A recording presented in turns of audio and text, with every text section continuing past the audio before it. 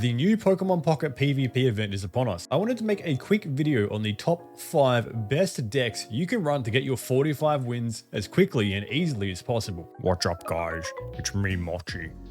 Don't forget to subscribe to the channel so I can eat.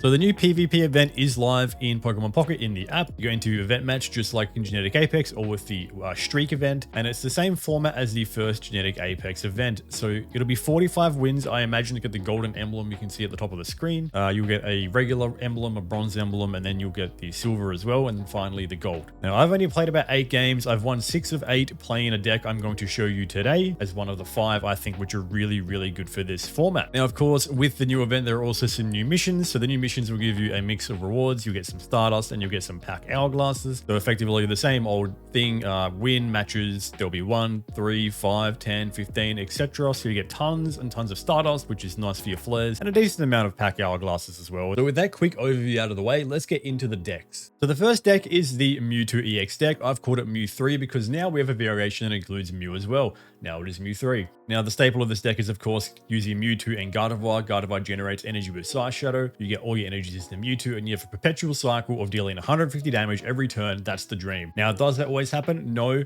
But with Mew in the deck, it gives you a bit of a backup plan. There are quite a few new decent cards for this deck too, which have made it even more powerful. So Mew in conjunction with Budding Expeditioner is great because that means that you can get your Mew off the field if it's on low HP, basically the Koga for Mew. The advent of Leaf is also very good because it is a 2 retreat cost boon. So you can get your Mewtwo or Gardevoir off field if you're forced to build one or the other for free rather than having to use an X speed and sacrificing an energy. The other new item which is very good for Psychic decks if you use it correctly is Mythical Slab. Now that lets you peek at the top card of your deck, and if that's a Psychic Pokemon, you can put it into your hand. Very high value in a Mewtwo deck considering the biggest win con is getting Gardevoir. Now I have seen a variation of this deck where people run Sigilith, and Sigilith is quite an interesting concept instead of Mew because Sigilith acts as a Meowth in a sense that it keeps drawing you more cards. I also find Sigilith quite interesting because it's a very strong push from particularly content creators to say that red card is very bad. So the fact that less people are running red card on the back of that means that Sigilith is actually quite a valuable card because people aren't going to be getting rid of your stacked hand. So yeah, no surprises here that Mewtwo is in one of the best decks to run. It is going to be one of the best decks probably for the duration of this app's lifespan. Now this one might be one of the most obvious decks to talk about. It is the new kid on the block. It is Celebi. It is the toy. Everybody's playing it. This has been performing pretty well in tournaments, and also you would have faced it a ton in game, and it is a pretty hard deck to beat if they get really good draws. Now I really like this variation that includes one Exeggutor EX and one regular Exeggutor because it gives you a lot of flex. Exeggutor coming out in the early game if you don't get your Superior or Celebi on field fast enough can be really good because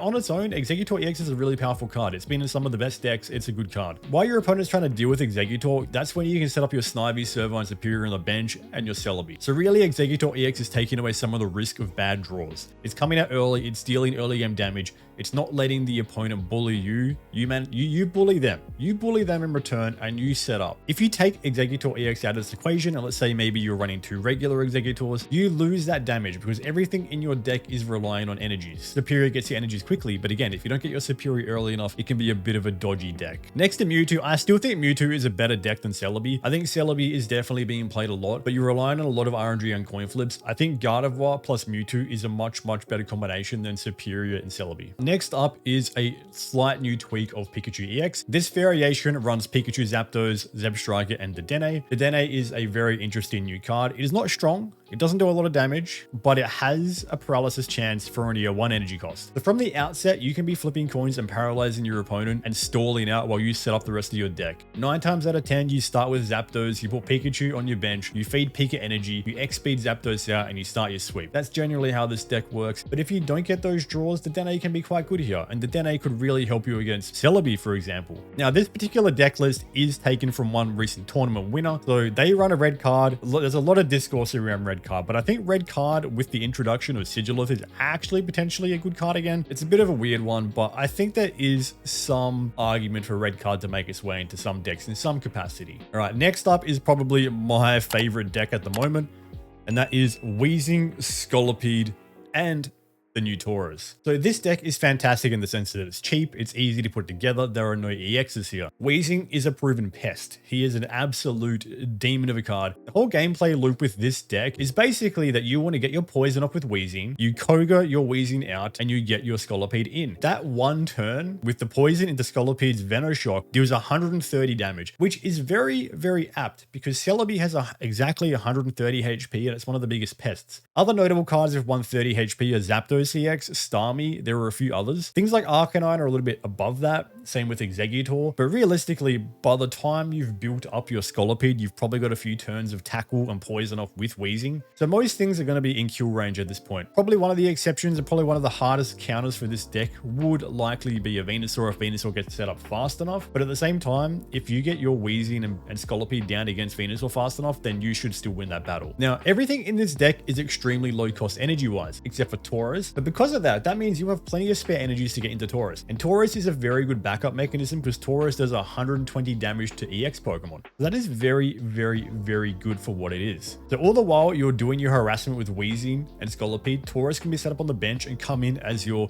I guess we'll say, ace in the hole. It's very, very nice. You'll see this deck runs 2 Kogas and 2 Leafs. I think there would be an argument to swap 1 Leaf out for an X speed because that still allows you to get Scolipede off, get Weezing back in, and then you can Koga Scolipede back in. So there's also that opportunity. Generally though, Leaf is probably slightly better just because the card you're more likely to get stuck on field is Weezing. So if you don't have your Koga, then Leaf is better. A Koga and X speed is probably better than Koga and Leaf because they can be used in one turn, whereas Koga and Leaf are both supporters, which kind of handicaps or handcuffs you. All in all, this is a very fun deck. I definitely implore you to try this out. This is probably my favorite new deck out of Mythical Island. Now, the last but not least, this is a bit of an interesting one. I don't really think this is particularly popular among the average player, but this has cleaned up a recent tournament. What this deck gives you is basically the standard Arcanine deck, which typically would include the Charizard line as well, or the Charcanine deck. But this replaces that line with Mew and some extra supporters. The beauty of running Mew in this deck is that, okay, the ideal way this deck plays, you start with Moltres on field and you're using your Inferno Dancers on your Growlithe. All the while, you can feed your passive energy from your energy zone to Mew. So you can be setting up one with the Inferno Dance and Mew's getting set up with your energy zone.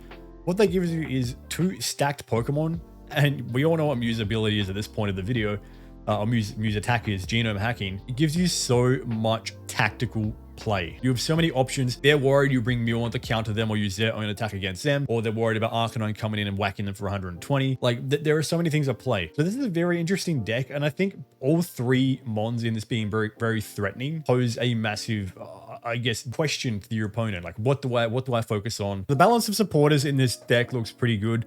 So 1 Geo, 1 Sabrina, 1 Budding Expeditioner for Mew, 1 Leaf, and you run 2 X speeds. I think that's probably right. I don't think running multiple Leafs here is worth it because generally you're going to have an energy or energies on all of these Pokemon. They all have relatively low retreat costs. Leaf isn't really overly necessary. What Leaf is good for is getting something off the field if it gets stuck there.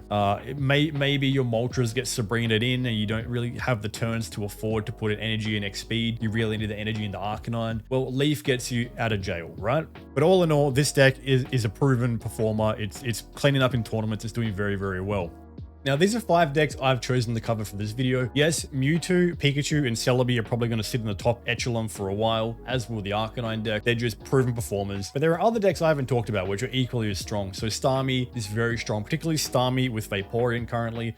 Starmie, Articuno, Vaporeon. There's the Articuno deck, which is very good, performing very well. There's even the new Gyarados Vaporeon deck, which has been doing quite well in tournaments. These 5 decks aren't hard and fast the best decks. They're just 5 that I've picked out, which have been performing very, very well. As a Pocket creator, we all tend to exaggerate that this deck is the best at this deck is the best at that, and really that's around generating engagement with our content. But realistically, do not stress. If you don't have all these cards, there are other decks you can run. And I also plan on doing a top 5 decks which have no EXs. Scolipede and Weezing will definitely be on that, but there will be other decks which are quite popular and very good at the moment, such as the Blaine deck, amongst some others. So there are some very good no EX decks out there. If you're having trouble pulling any of these cards, never fear, there are options. But that's going to be the video, guys. If you enjoyed it, do not forget to like the video, subscribe to the channel, hit the notification bell for the next one. And if you don't like this format, if you like this format, let me know in the comments. I'm constantly trying to figure out like what the best way of presenting things to you guys is, how to get my thoughts across. It's kind of challenging as a new creator. There's a lot of people out there. But until next time,